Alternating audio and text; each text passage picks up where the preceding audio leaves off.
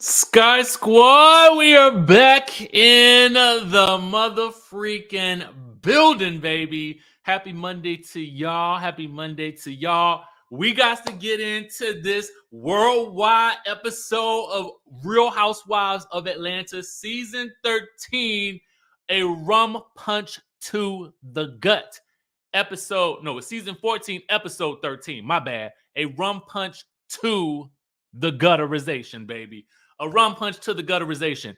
Now, let me do some housekeeping real quick, Sky Squad, before we dive on in, okay? The texting community is down. We working on another one that's going to be more permanent, a permanent solution that we're going to have forever and ever. We also going to do an email list so you guys can keep up with everything else that we got going on in the community. Lots of good things, pun the future, okay? Now, with that being said, baby, let us know where you're watching from in the chatterization and let us know what you would rate this episode on a scale of 1 to 10, baby. On a scale of 1 to 10.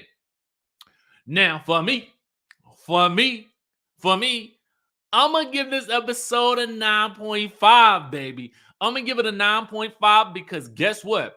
Not only was Kandi activated, but Todd got activated last night too, baby.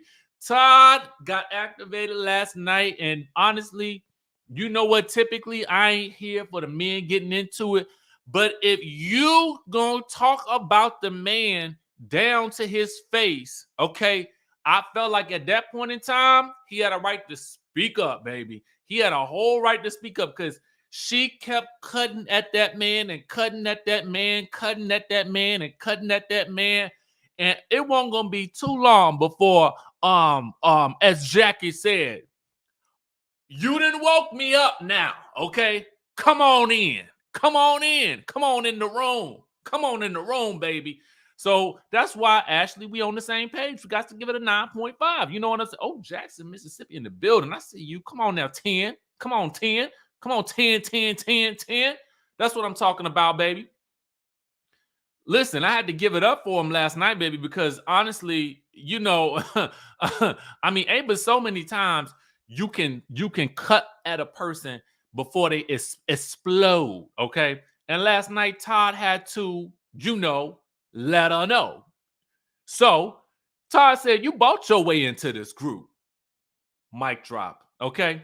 Mic to the drop. But you know, let's get into the episode. Let's dive on in, shall we? We already hyped. So let's go ahead and dive in. We start the episode with Kenya packing for Jamaica, man. Okay. Drew calls her as she's getting her eyelashes done. She got the tape cross up. Listen, I ain't never seen nobody get their eyelashes done, but I didn't know you was gonna look like somebody had taken Edward Scissorhands to the face. Okay, she had to take crisscross across the eyes and all type of things. And the surgery looks dangerous to me. You know what I'm saying? The application looks a little dangerous. It looks like it's in the danger zone to me. I'm not even gonna lie to you. So to the ladies that get their to the ladies in the place with style and grace that get that eyelashes put up on their face, hats off to you for entering the danger zone, okay? Meanwhile, she probably had one of her assistants do it. I guarantee you about one of them 18 assistants got some type of certification in eyelash application. Meanwhile, they recap Sanya's party and her party city decorations, you know, all that. Kenya and Drew, you know, Kenya asked Drew if her and Sanya are in a good place, and they appear to be. We learned that Kenya was supposed to bring her cousin Shay, but Shay is on the sick and shut in list. So Kenya may have to come along because, and you know, Kenya says her happiness is not dependent on a plus one. And plus, if you come without a plus one, you got time to add a plus one when you get to the island, man. You know what I'm saying? Okay. And so Kenya might just be getting her groove back when she go down to the Jamaica. Plus, she gonna stay down there with her family, okay, because her birthday is, I guess, maybe days after the trip. So in my mind, I'm like, well, if your family coming down there, why can't one of them sub in? But maybe the family don't want to be on the camera.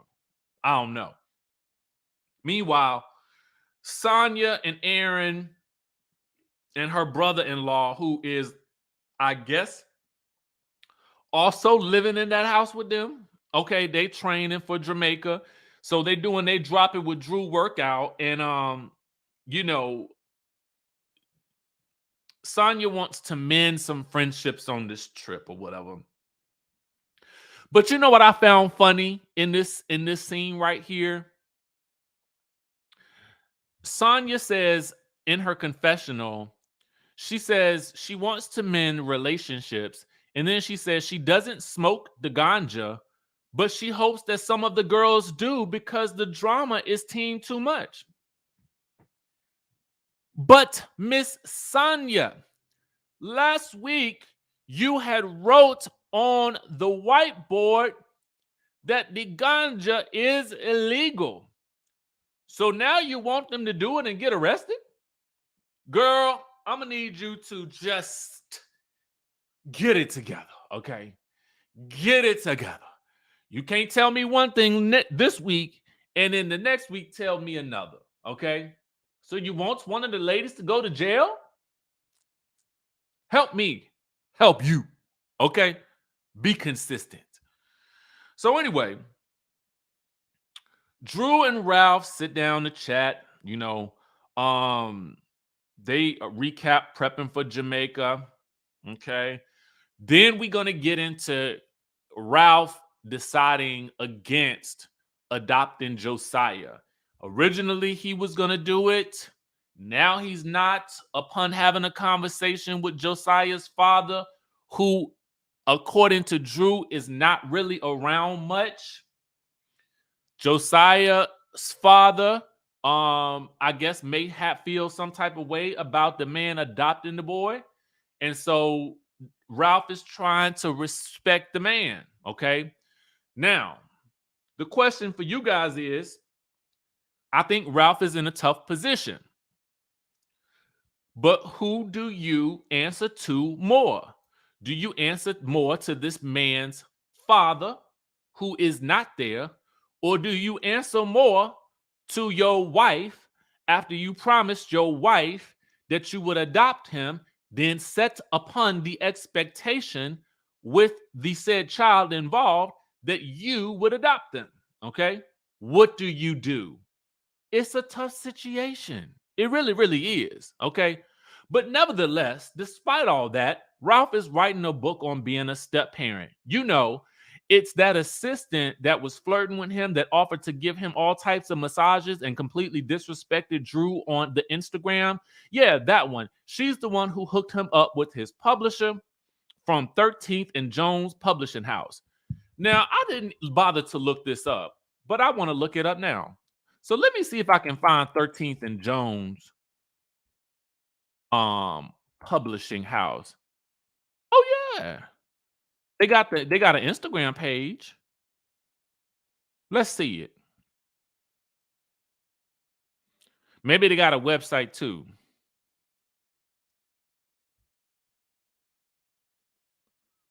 They a book publisher. You can schedule a complimentary they got a Cape Town writing retreat coming up in 2023. Yes. I don't see a website. Oh, visit our website. You know me now. I'm gonna go ahead and let you know. If you come on the show, I'm gonna look you up. You know what I'm saying? Because I just want to see. That's it. That's all I want to see is what's going on. What's the site? Okay. Here it is for all you aspiring writers and authors and stuff like that. Go on ahead and get with the queen of storytelling, Audrey Ori. Okay. Beautiful lady. Yes, she is.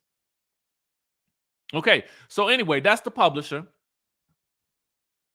The problem with this is that Drew feels like she don't really know much about this publishing process, and she feels like she was brought in on the tail end of it. Okay.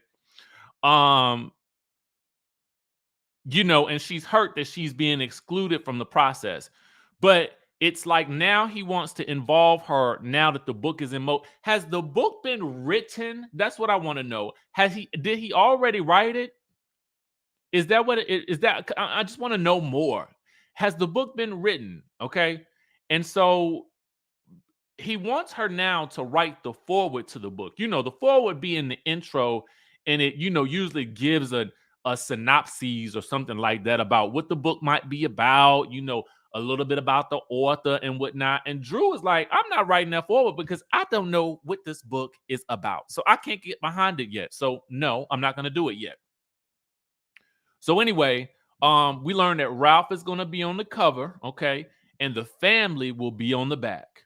I will say that Drew looks amazing in her new confessional. Okay, the level up on Drew Sidora is real. Okay, it is real. It is very real, and I must say, I am pleased with the aesthetics. Okay, so anyway, at 5:30 a.m., separate sprinters go pick up, separate groups of people. And we learned that Ross, Sanya's husband, forgets his passport. Don't nothing irk me more than somebody who don't remember prime pieces of details when we have to travel abroad. I would have been so annoyed at him. I'm so glad that he went in his own Uber, because he would have got left. Okay. I hate to say it, but you're not going to make me late for the international trips. You know what I'm saying? Have your stuff ready in decent and in order. And in everything we do it in excellence. Okay. Meanwhile, we learned that Marlo is bringing her florist as her guest, which is very. I mean, I was like, "What? Your florist?" Sheree and her friend Michelle picks up Kenya. Now, Michelle is not someone we have met before, at least to my knowledge. She couldn't bring Fatum because, allegedly Drew had told them producers, it's either Fatum or me, okay? Allegedly, all right? And by the time they all, arrive in Jamaica, Sanya wants to know, well, Kenya, what happened to your guest? And Kenya says, well, Shay got the sick. She's in the sick and shut in list. And so Sanya in her confessional questions why everyone around Kenya and Kenya, she herself, is always sick, or if she ever really had a +1. Shade. So anyway, Marlo introduces her guest, the florist, and Kandi comments that Marlo is always talking about everybody else's relationship, but she don't want to bring her sponsors around. I wouldn't bring my sponsor around either. You want to keep your sponsor private. Otherwise, somebody else might try to claim your sponsor later. They might slide in the DMs and get your sponsor from you. You know what I'm saying? Drew got 18 assistants, so ain't no telling one of them might hop up in the sponsor's DMs and get a new gig. You know what I mean? So anyway, they arrive at the hotel. The suites are ready with personalized gift bags and rose petals for Kenya because it's her birthday.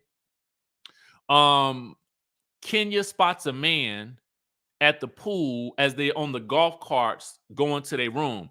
So Kenya on Sanya's golf cart with Ross makes a U-turn and they call the man over.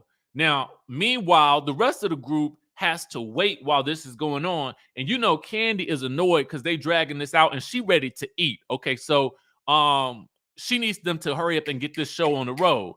Sanya gets down to business right away. Hey man, Kenya don't have nobody here with her, but she think you look good. So, I mean, you want to join? What's up? Get her WhatsApp number and let's get this thing popping. And so that they do. And now she has a date for the dinner. So Sanya gets the master suite and it's food for everybody. It's food for everybody, food all around. It's a rooftop suite. It's a jacuzzi. And Kandi, of course, naturally, well, yes, I've stayed here before because she is worldwide. Okay. Anyway, Sheree got to take a dumpster dive, if you know what I mean. And she want to do it in Sanya's room. No, you're going to go to another room. Even though Sheree claims that her ish don't stink, you're not going to take your dumpster dive up in my suite right next to where the people are eating at. girl, you gotta go. Okay, you better go down the hallway or go outside into the bushes or something like that, because you're not gonna take your dumpster dive here. I don't care if you claim it don't stink. It might not stink to you, okay, because you used to smelling it. Thought about that? You can't do it here. I'm sorry. And I don't even know why she thought to share that. But props to her for keeping it real, okay? Meanwhile, Sanya wants to know, how everybody's enjoying it. Is this better than her Party City party from last week? And everybody's like, yes. Okay, yes, yes, yes, yes, yes. Sanya claims she's giving out rooms according to who's been nice to her. So by that metric alone, Drew should probably be in the hotel down the street, but Sanya has been has been delivered and has decided that she and Drew will get along. So Drew gets a nice room too. Okay. So it's time for dinner. John, who is the Englishman from the pool, goes to Kenya's, for a pre-dinner drink of Red Bull or something like that. Kenya feels like he's a nice guy, and she's usually never wrong about men, And so producers have to hearken back. They hearken all the way back to Walter, okay? And how he treated her. They hearken back to the bald-headed man that I don't even remember his name and how he treated her. They hearken back to Mark and how he treated her. And survey says, Kenya, you are not a good judge of men. You are not a good judge of men. Let someone else choose. Kenya, too, might need to go visit one of these millionaire matchmakers, okay? Alma Rita says, can we talk about how fine John was, though? Yes, talk amongst yourselves in the chatterization. He looked like a nice, respectable English gentleman, okay? So, but at the end of the day, okay, some of y'all thought that Mark was fine too, okay? Y'all saw what happened with that. Some of y'all thought the bald-headed man was fine too, but y'all saw what happened with that. So it's got to be about more than looks alone. We found out, right? You know what I'm saying? That's how some of us, listen, in the past, that's how some of us then got our hearts broken, run through, and tripped up on, stampeded on, and just thrown in the garbage can because the person looked so good, but their heart was dirty, okay? Their heart wasn't in the right place. Their heart was in the gutter. Their heart was trash. You know what I'm saying? So you got to be wary of the good looks sometimes. It's the truth. Nothing but the truth, okay? Meanwhile, okay, down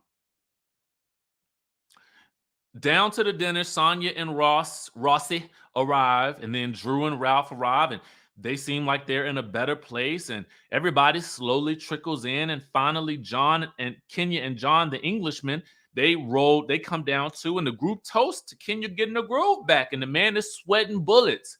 Then they get to asking him all type of questions, grilling him. Surprisingly, this man is 37, but black don't crack. So why are we surprised? Okay.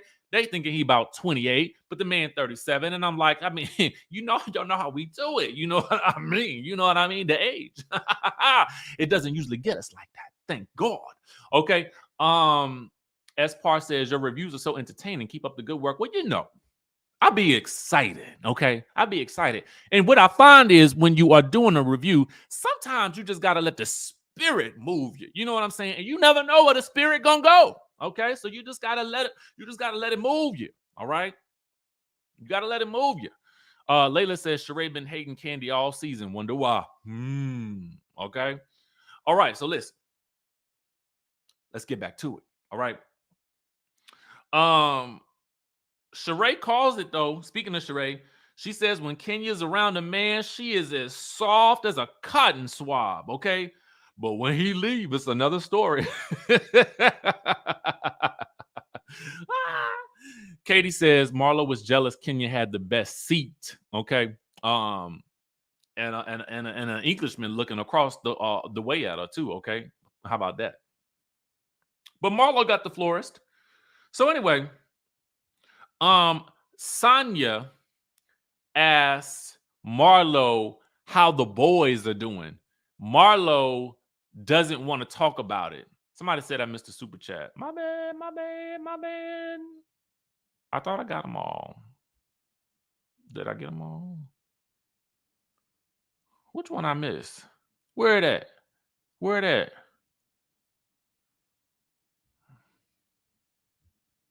If I missed it, I can go back to it, but charge that to my mind and not my heart. And I do thank you kindly. I thank you kindly. I do. I does. I does.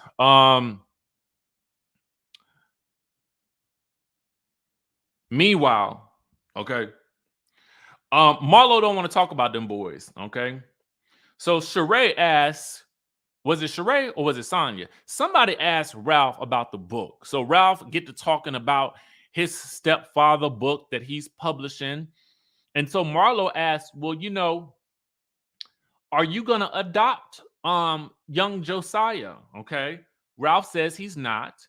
And so Marlo's like, well, Drew, did you know that?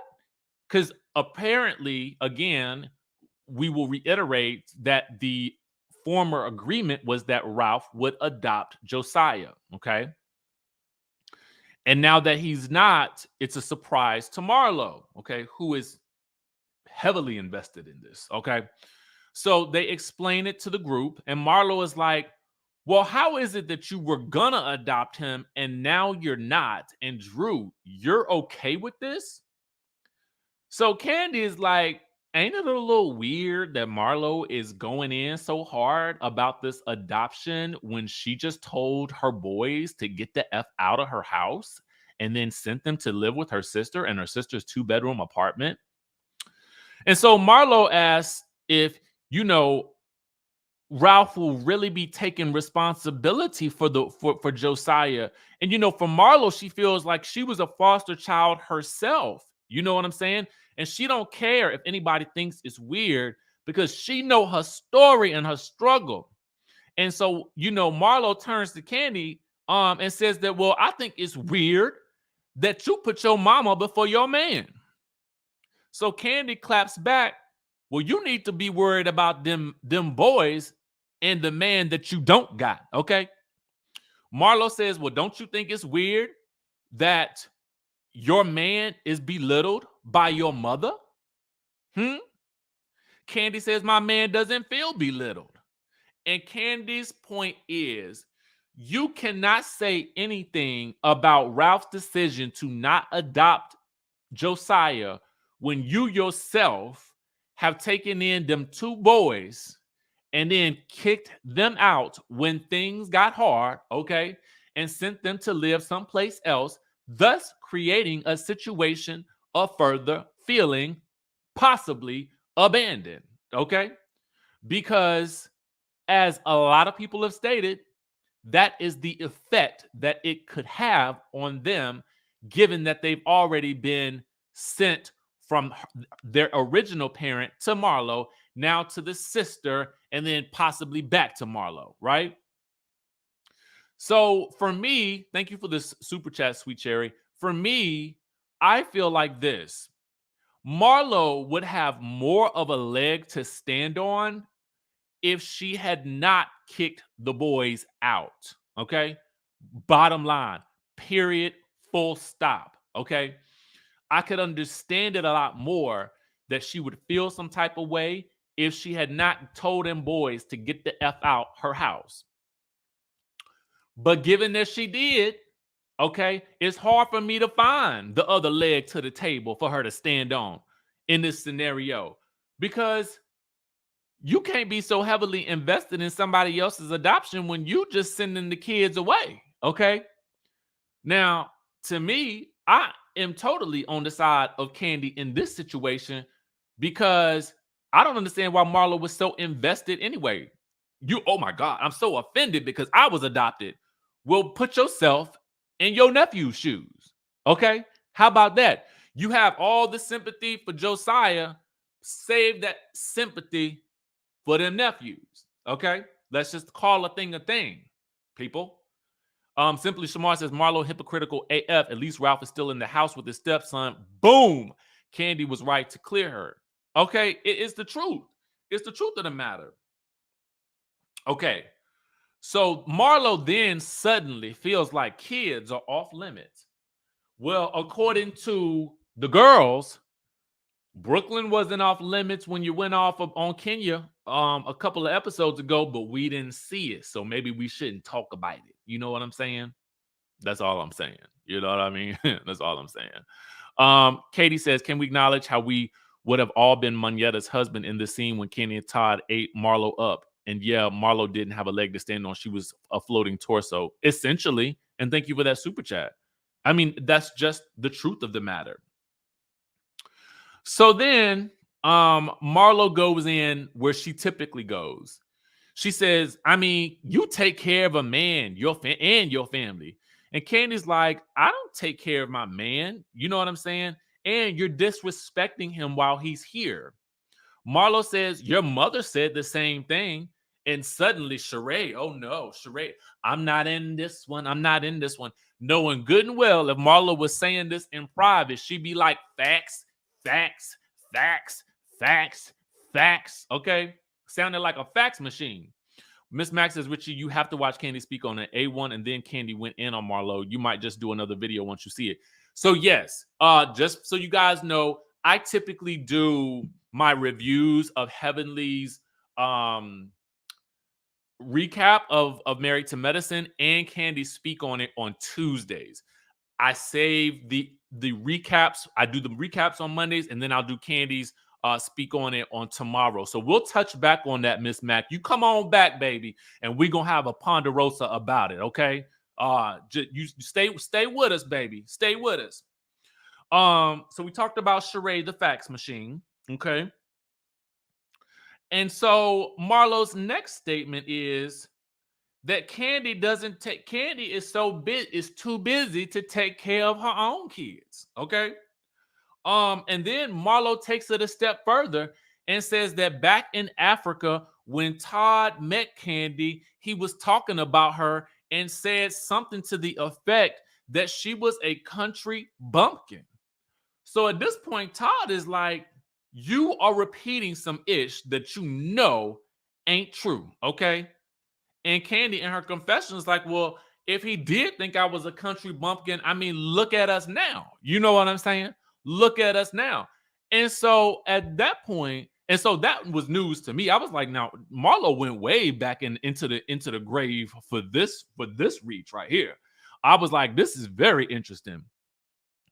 And so then Marlo has the unmitigated gall to tell Kandi that she is only known in Atlanta, okay?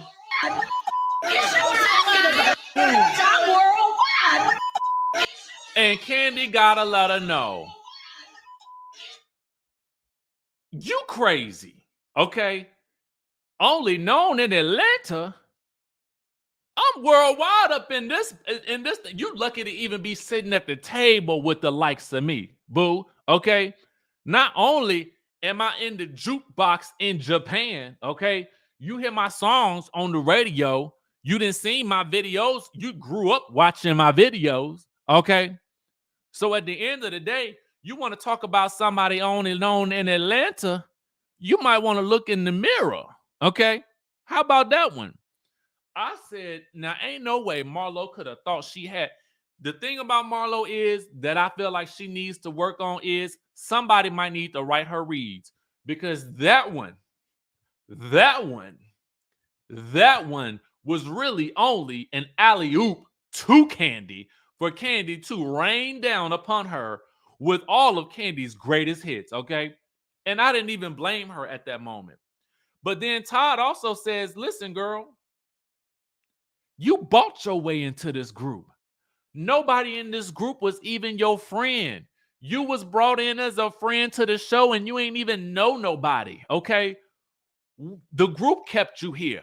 It was you buying your way into this situation. That's the reason why you here now, okay?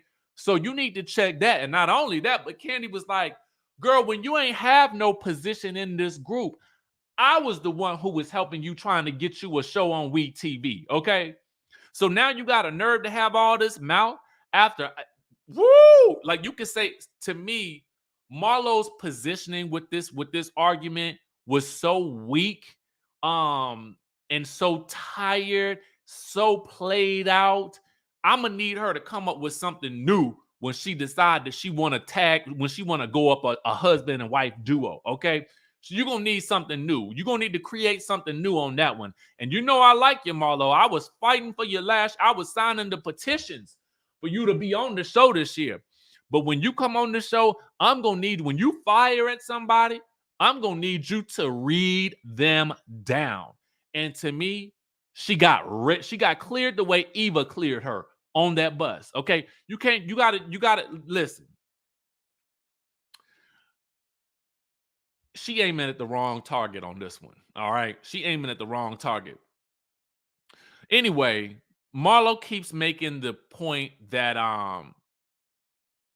Todd was clowning Kandi in Africa. And Sanya tells the group, everybody settle down, children, settle down. So they settles down for a second. And Todd asks if anybody else at the table is thirsty. Marlo said, is anybody else at the table broke? Okay. So it ain't over. The drama is not over. This is just the beginning, the tip of the iceberg for what is to come next week on this show, baby. Let me tell y'all something. when Kandi and Todd get activated, you know it's a problem. All right. Simply Shamar says, yeah, Nene cleared Phaedra at the season 5 reunion about trying to initially film with Marlo to dig up the dirt with Charles Grant. So Todd was right. Boom. Boom. Flashback. Okay. Flash all the way back. Let me tell y'all something. I enjoyed this episode. I said, come on, worldwide woman. Come on, worldwide woman. Let's get into it, baby. Let's get into it. Y'all know what? This episode was so good. We gonna dance our way on out of this one. We gonna dance our way on out of this one. I ain't gonna even play the outro. We're gonna play the intro on the end of this one. I love y'all. We're going to catch y'all in the Married to Medicine review. It will be coming out at 2 p.m. Toya says that Dr. Jackie gets special privileges. Do you agree? Okay. Now, with that being said, we out.